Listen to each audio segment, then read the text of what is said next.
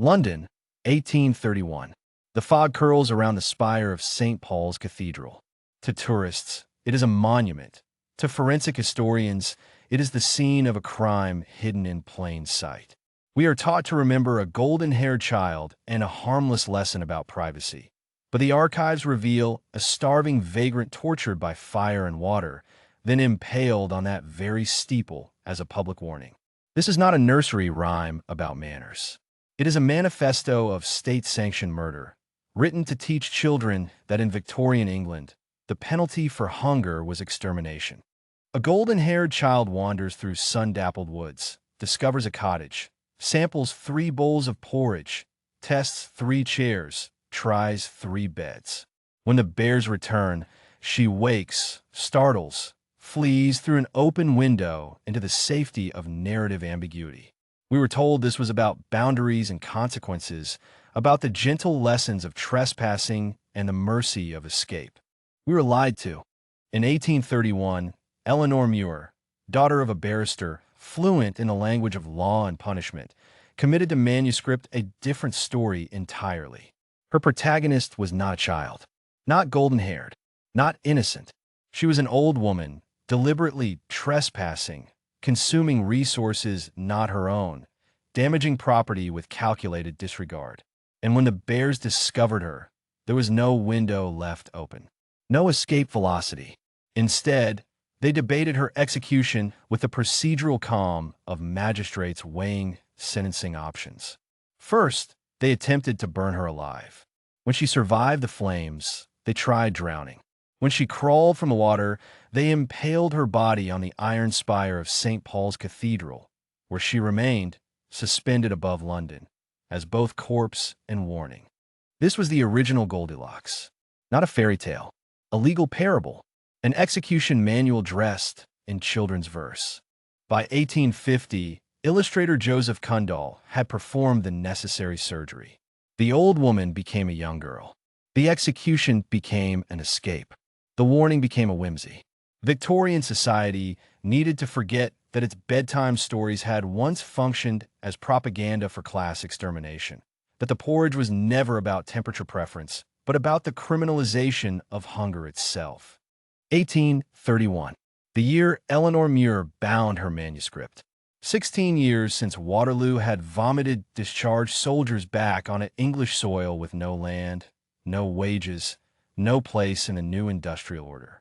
The Enclosure Acts had already completed their work. Centuries of common land, where the poor had grazed animals and gathered fuel and sustained life outside the wage system, now fenced and privatized. Ancient rites of passage, of gleaning, of survival, severed by parliamentary ink and barbed wire. The Vagrancy Act of 1824 had codified the response. To wander was now criminal. To sleep rough, to beg, to exist without visible means of support. All offenses arrestable on a magistrate's sight alone. No witnesses required. No defense permitted. Sentences range from 1 month to 6 months hard labor in houses of correction where oakum shredding destroyed fingers and treadmills broke spines. Many were transported to Australia for the crime of homelessness. An old woman without settlement rights, without employment, without family to vouch for her existence, was not a person in the eyes of property law. She was a category of threat, a vector of disorder. The forests were full of them, the dispossessed drifting between parishes, each town passing them along like contagion, no place willing to claim responsibility for their survival. They moved at night. They entered homes seeking food, warmth, shelter. They represented the nightmare of the landed classes, that the fences might not hold, that the hungry might come inside. The Three Bears cottage was not whimsical. It was fortified property, isolated, vulnerable. The old woman's entry was not curiosity. It was invasion, and her punishment, encoded in Muir's manuscript with the precision of legal precedent, reflected the actual mechanisms of state violence against the vagrant class. The smell of burning hair and skin carries a specific sweetness, like overcooked meat left too long on flame. The wet crackle as fire consumes clothing, then flesh, then the moisture inside tissue. The muffled quality of screams as heat destroys the larynx. The bears watched this with the procedural calm of executioners following protocol. When flame failed, water. The metallic copper-iron smell of hemorrhaging as impalement pierces bone. The body suspended on the cathedral spire, visible from the Thames, decomposing in open air as birds began their patient work. This was the sensory vocabulary of 1831.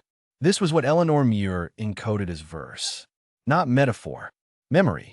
The real antagonist of this story is not the old woman. It is the architecture of cruelty that surrounds her. She arrives at the bear's cottage not as invader, but as supplicant. Her crime is cataloged with precision by the narrator. She is impudent, greedy, bad. These are not legal categories. They are moral condemnations designed to justify what comes next. Strip away the rhetoric, and her actual transgression becomes visible. She sought milk. She sought rest. She crossed a threshold without permission because the alternative was death by exposure or starvation. The bears do not react with fear. They react with procedural violence. Their debate over her punishment is not spontaneous rage. It is deliberation. It mirrors the actual language of magistrates in early 19th century England, men who sat in courtrooms deciding the fates of vagrants, thieves, and the destitute. The question was never whether punishment was warranted. The question was which form of suffering would serve as the most effective deterrent to others. The bears are not defending their home. They are enacting state policy. They are the bailiff, the constable, the judge, the executioner compressed into a single fairy tale unit. This is the pathology Eleanor Muir encodes in her verse. The old woman is predatory only in the Darwinian sense. She is a human organism attempting to survive in an ecosystem that has criminalized her existence. Her insolence is not moral failure. It is tactical desperation. She calculates that the risk of trespass is worth the possibility of sustenance. She is correct in her assessment of her own expendability. The bears prove it.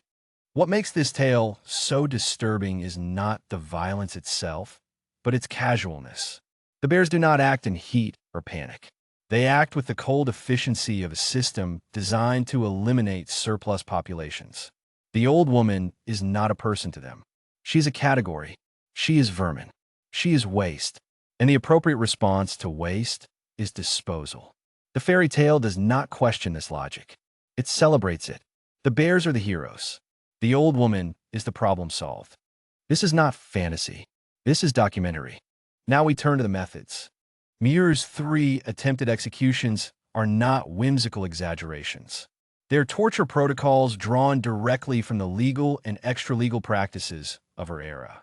Each method has a precise physiological mechanism.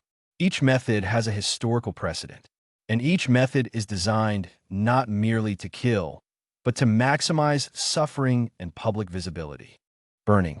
When human tissue is exposed to flame exceeding 65 degrees Celsius, the epidermis blisters and separates within seconds. Subcutaneous fat liquefies. Nerve endings fire in chaotic bursts, overwhelming the central nervous system. The victim enters neurogenic shock as blood vessels dilate and blood pressure collapses.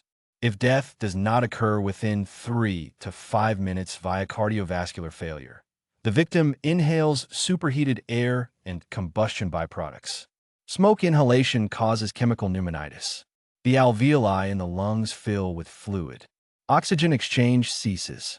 Suffocation follows, slow and methodical. Muir writes that they could not burn her. This suggests resistance. It suggests a body that refuses conventional destruction. It suggests something worse than death. Prolonged exposure to flame without the mercy of unconsciousness. Drowning. Submersion triggers the mammalian dive reflex. Heart rate slows. Blood shunts to vital organs. But panic overrides biology. The victim thrashes. Water enters the airway. Laryngospasm seals the throat briefly, then releases. Water floods the lungs, displacing air. Hypoxia begins. The brain, starved of oxygen, begins to shut down non-essential functions. Consciousness fades in 3 to 10 minutes, depending on water temperature. In cold water, Hypothermia accelerates the process. Muscles seize. Coordination fails. The body sinks. Muir writes that they would not drown her. Again, refusal. Again, the implication that standard execution fails. The old woman's body will not cooperate with its own annihilation. Impalement. The bears chuck her aloft on St. Paul's churchyard steeple. This is not metaphor. This is gibbeting, the practice of displaying executed bodies on public structures as permanent warnings. Impalement causes massive internal hemorrhage. The object penetrates the abdominal or thoracic cavity, lacerating organs. If the heart or major vessels are pierced, death comes in minutes. If not, the victim survives for hours or days. Blood loss leads to hypovolemic shock. Infection sets in rapidly. Gangrene spreads from the wound site. Exposure to the elements compounds a trauma. Hypothermia, dehydration, predation by birds. The body becomes a public spectacle, visible from across the city. St. Paul's Cathedral stood 111 meters tall. It was the tallest structure in London. A body impaled on its steeple would be seen by thousands daily. This was the point. Gibbeting was not about the individual. It was about the audience. It was about embedding terror into the collective consciousness. It was about making an example. The practice was legal in England until 1834, just 3 years after Muir wrote her story. The old woman becomes a permanent fixture of the skyline. Her desiccating corpse a monument. Her crime, hunger. Her punishment, eternal visibility. The fairy tale does not flinch from this. It does not soften it. It presents it as resolution. The bears are satisfied. Order is restored. The intruder is removed. And high above the city, her body remains, a warning to anyone else who might consider crossing a threshold without permission. This is the science horror embedded in the text. Muir knew what she was describing. She lived in a society where these methods were routine, where bodies were displayed on poles and bridges, where execution was public theater, where suffering was policy. She encoded it into a children's story. She made it digestible. She made it moral. She made it a lesson. And we have been teaching it ever since. The old woman wakes before dawn. The house is cold. There is no food. She has not eaten in 2 days. Her hands shake not from age, but from hunger that has become a constant companion, a second shadow that follows her through the lanes of a city that has no place for her. She knows the law. The Vagrancy Act has made her existence itself a crime. To sleep in a doorway is to risk arrest. To beg is to invite the workhouse. To steal is to invite the noose. But hunger is not a choice. It is a command that overrides all others. She walks the outskirts where the city thins into forest. She has heard rumors of a house, isolated, sometimes empty. She approaches carefully. Through the window, she sees 3 bowls of milk on the table, still steaming. She looks through the keyhole. No movement, no voices. She calculates the risk. The door is unlatched. She enters. The milk is warm. She drinks from the smallest bowl because it is sweetest, because her body has forgotten what nourishment feels like. She sits in the chairs to rest her legs that have walked too many miles. The smallest chair breaks beneath her weight, with splintering like the sound of her last dignity fracturing. She climbs the stairs. The beds are soft. She has not slept in a bed in months.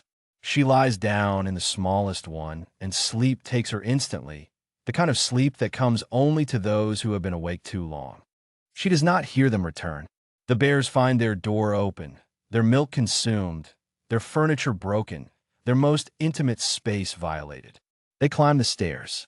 The smallest bear sees her first, curled in his bed, her breath shallow, her face gaunt. She wakes to 3 faces staring down at her. She understands immediately. There will be no mercy. There will be no trial. There is only the inevitable conclusion to a story that began the moment she was born poor. They drag her from the bed. She is half expiring with fear, which is to say, she is already dying before they touch her. They debate her fate with the language of justice, as if justice and cruelty were not often the same thing. They try fire first. Her body will not burn. They try water. Her body will not drown. Finally, they impale her and carry her to the cathedral steeple, where the entire city can see. She hangs there, visible to all, a monument to the lesson that must be taught again and again. That property is sacred, that hunger is not an excuse, that the poor who cross boundaries deserve not rehabilitation but elimination. And if you look earnestly, the story promises you will see her quite plainly. The body remains. The lesson remains. The logic remains. We tell ourselves we have evolved beyond such barbarism. We have replaced the gallows with bureaucracy, the impalement with systemic neglect. We no longer display bodies on steeples. We let them freeze in doorways, drown in rivers, disappear into mass graves at the edges of our vision. We have perfected the art of making suffering invisible while keeping the punishment intact. The old woman is still there. She is every person we step over on our way to comfort. She is every child we turn away at the border. She is every soul we have decided does not deserve the warmth we take for granted. Eleanor Muir wrote this story for a 4-year-old child because she understood that cruelty must be taught early, encoded in verse and rhythm, so that it becomes as natural as breathing. The fairy tale is not a warning against the bears. It is a warning to the old woman, to all the old women, to anyone who might forget their place. It is a promise that transgression will be met with annihilation, that the world belongs to those who own it, and that mercy is a luxury reserved for those who do not need it. The original Goldilocks does not escape into the forest to live another day. She dies on display, a permanent reminder that some lives matter less than property, less than order, less than the comfort of those who sleep soundly in beds they did not have to steal.